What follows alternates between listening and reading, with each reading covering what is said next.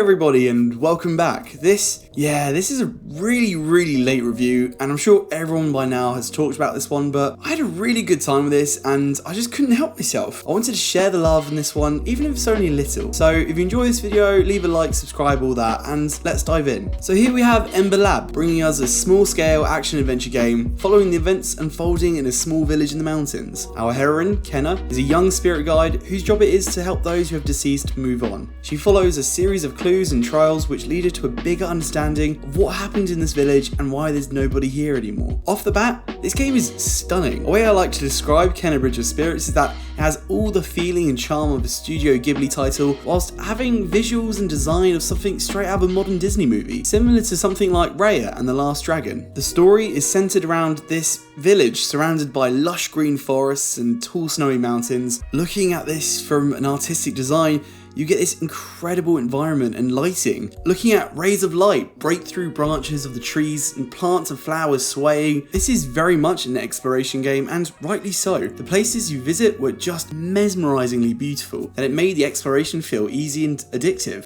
The music as well complements these environments, these levels. It's very subtle at times, but also serene. Just added to that charming, calming nature that this game was going for. Kenna's mission here is to venture through this village, investigating what essentially went down. And we do this by helping a handful of residents pass on into the afterlife. During your journey, you collect these adorable minute creatures called Rot, and they help you out along your way. You command them to rummage areas, lift heavy objects, and assist in fighting enemies. Enemies which have corrupted areas of the forest, turning them dark and bleak, and through physical combat or use of spiritual energy, you defeat these monsters and restore balance to the nature surrounding you. Tying it back to that visual element, it's always just so satisfying trudging through these dark areas and restoring it to these beautiful original environments. And the combat, that was also pretty solid too. A lot of these progressional skills and abilities you learn could both help you in your day-to-day travel, as well as in combat with most enemies. Most of the bosses were unique and all required varying tactics in order to defeat them. Bows, bombs, slingshots and staffs, all of it feels unique to pull off and is satisfying when it lands on an enemy or a specified target in the wild. The story itself is nothing complicated,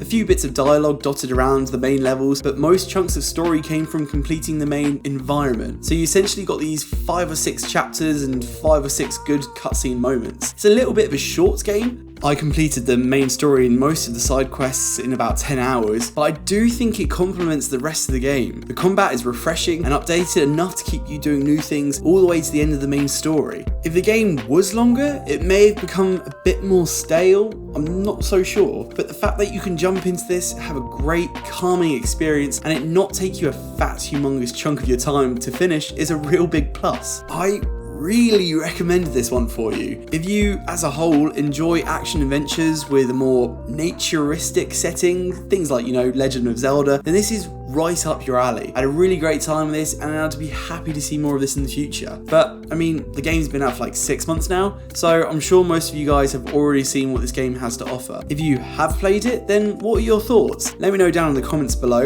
and as always, stay tuned for more reviews on movies, anime, and video games. Until next time guys, take care. Bye bye.